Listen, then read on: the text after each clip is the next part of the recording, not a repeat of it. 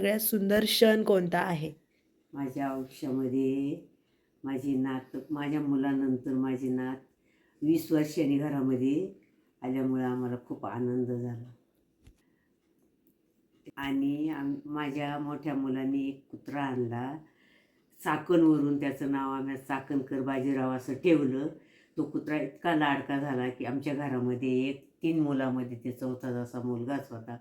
शेतात निम्या रात्रीचं जरी आम्ही काम करत असेल तरी तो शेतात आमच्या जवळ यायचा. आम्ही खुरपीत असेल किंवा काही काम करत असेल, रात्र झाली तर तो आमच्या हातावर पंजावर पंजा देऊन आम्हाला घरी चल म्हणायचा. त्याला बोलता येत नव्हतं तरी चल. आपण जर म्हणलं ना, बाजा थांब जरा, थोडंसं काम राहिले, तर तो लगेच बांधेवर जाऊन बसायचा. पुन्हा कधी गेला नाही किंवा काहीच नाही आहे.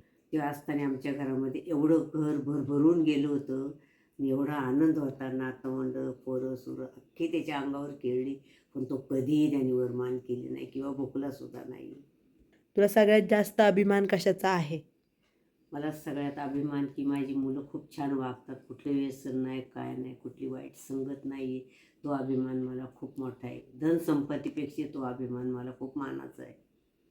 आमच्या सगळ्या नातवंडांसाठी एक अशी कोणती इच्छा आहे जी तू सांगशील? माझ्या सगळ्या नातवंडांसाठी एकच इच्छा आहे की यांच्या पायावरती चांगलं उभं राहावं, यांनी चांगलं नोकरी करावा, चांगलं भरभराट चांगलं नाव कमावं. आमच्या सगळ्यांसाठी तुझी काय प्रार्थना आहे? माझी सगळ्या कुटुंबांसाठी सगळ्यांसाठी एकच प्रार्थना आहे किंवा माझी नातवंड मुलं सगळ्यात गुणी आणि चांगली निघावात, सगळ्यांना सांभाळून सगळ्या समाजामध्ये मिसळून आनंदी राहावा. आजी बनल्यावर तुला काय वाटलं होतं? आजी बनल्यानंतर मला एवढा आनंद झाला, एवढा माझ्या मनाला अभिमान वाटला की आज मी सगळं नातवंड पाहून मला एवढा आनंद झाला की भरभरून गेलं घर माझं गोकुळासारखं. आई बनल्यावर तुला कसं वाटलं आणि तुझ्या आयुष्यात काय बदल झाले?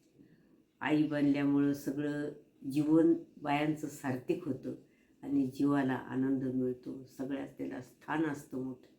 आई नाही बनलं तर त्याच्या जीवनामध्ये काहीच अर्थ नाही. तुझं बालपण कसं होतं? आमचं बाळपण लहानपणापासून खूप कष्टातच गेलं. आम्हाला काही नव्हतं त्या काळामध्ये. आमच्या शाळेत जायला नव्हतं किंवा काहीच नव्हतं. कसंच नव्हतं काय आम्हाला. आमच्या आईवडिलांपासून शिकणं नव्हतं आम्हाला. काम काम कष्टच होते आम्हाला. पण पूर्ण कष्टातच गेलं तरी आम्ही आनंदी असायचो.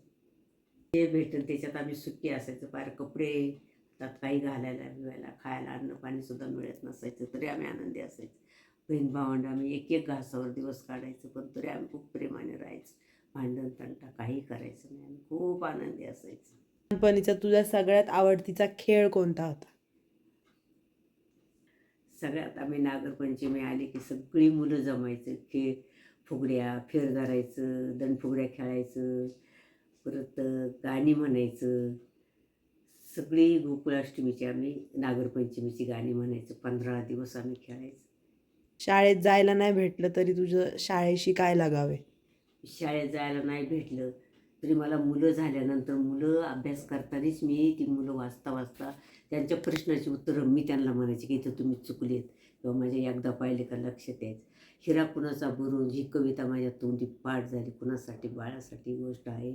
शिवाजी महाराजांच्या काळची रायगडावर घडलेला हा दिवस होता. कोजागिरी करून रायगडावर मोठा समारंभ होता. तिथं काही गवळ्यांनी दूध घेऊन जात होत्या. दिवस केव्हा मावळला हे कळालंच नाही आहे.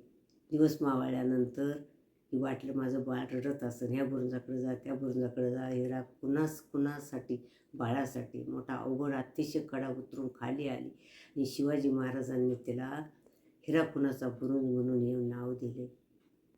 तू आठवायचं आता पण लक्षात तुला? आलं मला इथे कविता. लहानपणी तुझं काय स्वप्न होतं? तुला काय बनायचं होतं? माझं असं स्वप्न होतं की आपल्याला शेती नाही, काही नाही आहे, तर आपली मुलं चांगली शिकून यांच्या पायावर उभं करावं आणि माझी मुलं हीच शाळा हीच त्यांची इष्टक असं मला वाटायचं.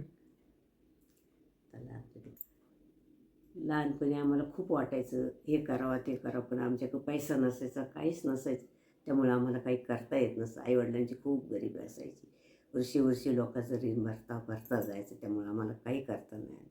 आई वडिलांची अशी कोणती सवय जी आज पण आठवते? आमच्या आईवडिलांचं काय सांगू. वडिलांची सकाळची उठले हे काम करा ते काम करा, शेण काढा, हे करा ते करा. हेच आईवडिलांची आमची सवय असायची. उठले की काम करायचं.